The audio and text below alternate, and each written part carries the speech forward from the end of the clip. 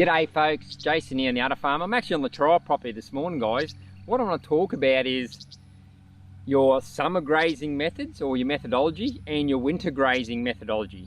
So obviously during summer here in Queensland, Australia, the temperature gets up, mid 30s to low 30 degrees Celsius during the day, and it very rarely drops at night time to below 22, 23. So the humidity and that hot weather and a bit of rain, because the storm season, is great weather for the grass to bloom and really take off.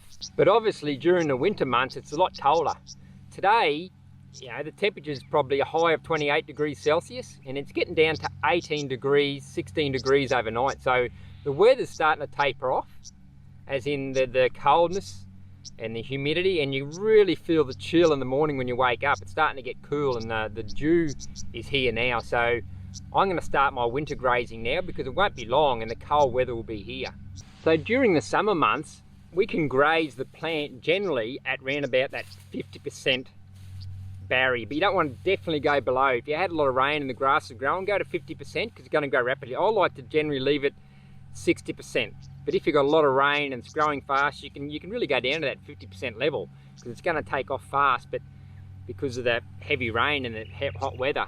But during the winter months, because you're not getting much sunlight and the days are getting shorter and you haven't got the heat, the high temperatures and the humidity, the grass growth really slows down rapidly. So I generally like to graze no more than that 20%. I virtually tip graze in my winter months. So what you're trying to do is keep as much solar panel on the ground, or sorry, on the pasture as possible. That way what sun or warmth is here, you're collecting with more of a panel, so it has a better chance of growing back, recovering faster, as if you're going down to that 60% mark. So we'll just have a quick scan around. They've already grazed this area. This would be, I'd say, 3-4 days ago. So they've already grazed this area. There's still a lot of forage here. Like I said, I try and keep 80% of the pasture height when it comes winter grazing. So behind me here is an area they grazed last night. So you're wondering how you only get them to eat that 80%. So what I like to do, guys, when I'm winter grazing is I give them 1.5 the amount of paddock that I would generally give them during summer. That way you're not limiting to what they eat, and they've got half as much again, so they're not going to eat as much in the time you've got them in here, which is, in my case, it's between 10 and 12 hours.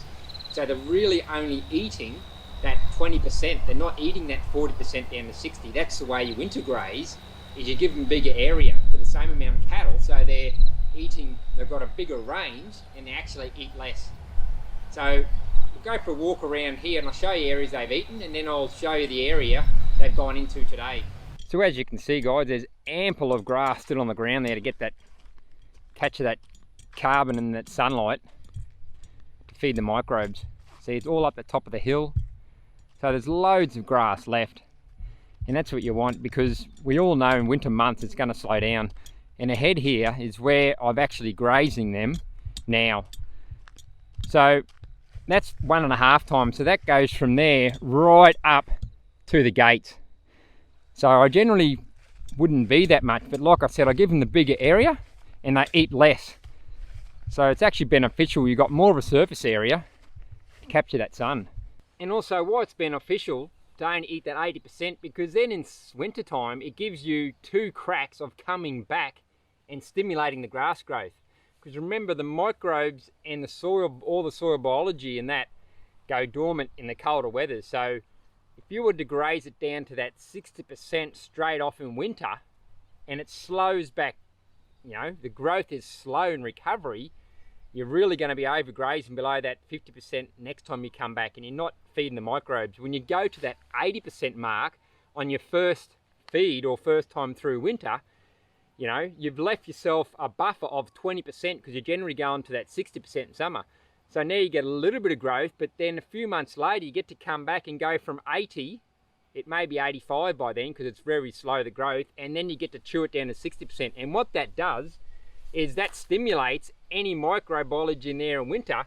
It stimulates because you're pulling that grass, so you're sending root exudates down through the grass, and the biology in the soil will come up and grab the nutrients it needs to recover that plant. If you only graze it down at 60% first pass, you're going to overgraze, and then you've really, you know, done yourself out of a third pass before it comes to summer. And what it also does, you're also putting the fertility back. So they come round, the microbes and the worms would have taken the manure and all the cycling, the goodness through the soil, the first pass round. The second pass, you're adding more manure, so you get more nutrients. And then just before spring, you do a third pass again, and you add more nutrient cycle back, rather than just one big pass, graze it down to 60% or 50% if you go over graze, and then you've only got one cycle through the whole of winter to add that nutrients and trying to excite the microbes over winter.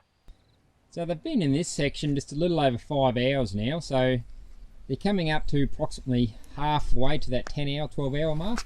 And as you can see, they've had a pretty good crack. There's still a lot of that grass there. If you look behind that poly line, the poly braid, there's that seeded pasture. So they've eaten all the seed heads off the stuff here already.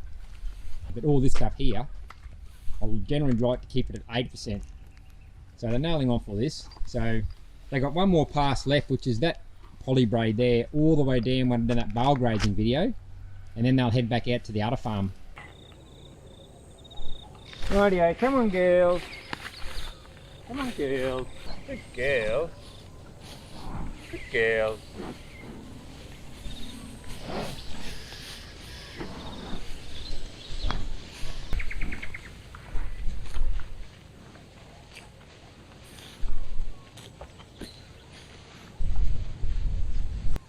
Alright guys, this is their last move, and then we're finished here on the trial property. The neighbour just come up and asked me if they're going to graze their land, so I'll probably put them next door there, top of the dam there. They've got 3 days worth, and they've got another paddock further down which is well and truly metre and that high, so it's too high for their horses, so I'm going to throw them in there for a week or so and knock it down for them, so that's an added bonus. But yeah, they're loving this new growth. Mouthfuls, you know, you're definitely not going to get that on a continuous graze property, guys. You never get this high. Never. Look at that. Look at the mouthfuls. Absolutely loving it.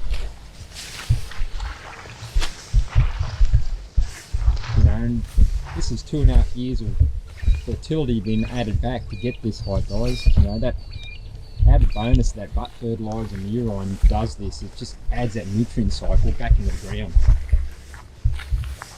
Not overgrazing it, keeping that 2/3 high. You know, get down to that 6% mark in summer and leave it. Although let their feet do the work, adding that carbon back to the ground, chopping that grass, feed those microbes. You know, that decays, and then that's where you get your topsoil. That soft topsoil on the top of the surface, which you want. It acts like a sponge when it rains. Holds all that water, holds it longer, which means in time of drought you got a bigger water bank on your property than you would have if you continual graze, like I've done on that other video, building back topsoil video. If you have a look at that one, the continual graze property, after 2 weeks of heavy rain, there was absolutely no moisture in that soil. It was dry. When I went across where I was slashing, because I haven't got fences up there, it was like mud. It was holding that much moisture, just for that little bit of armour you've got on the ground. So on that note, guys, I'll just finish topping up this water here, and we'll call it.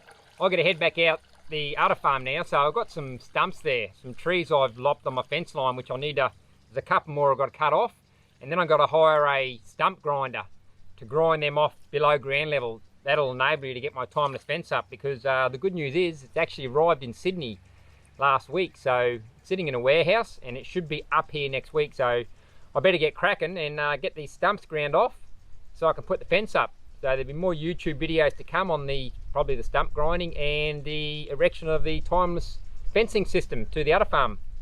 Righto guys, have a great morning, a terrific afternoon and an awesome evening guys, wherever you're watching this from, and we'll catch you later.